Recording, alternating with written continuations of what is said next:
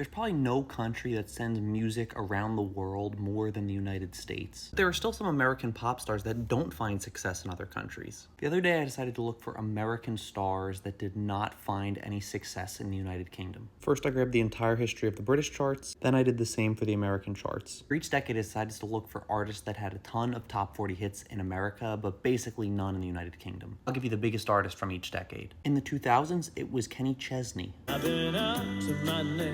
He had 14 top 40 singles in the US in the 2000s, and 0 in the United Kingdom. For that matter, many American country stars of the 2000s had 0 success in the United Kingdom. In the 1990s, it was Hootie and the Blowfish.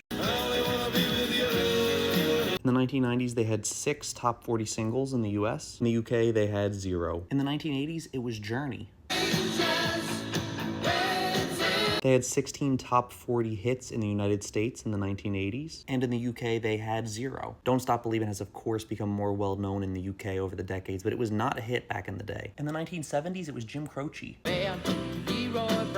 Croce had 8 top 40 hits in the United States in the 1970s, and he had 0 in the UK. And in the 1960s it was the Impressions. There's a train a-coming. They had 14 top 40 hits in the US in the 1960s, and 0 in the UK. There were tons of other artists that appeared on this list when I put it together. And if you're looking for popular artists in the UK that did not make it in the US, then you can go back to my last video to see that. But if you enjoyed the stuff that I post here, consider clicking the link on my profile to pre-order a copy of my forthcoming book, Uncharted Territory: What Numbers Tell Us About the Biggest Hit Songs and Ourselves. It's a data-driven history of popular music that I wrote as I spent years listening to every #1 hit in history.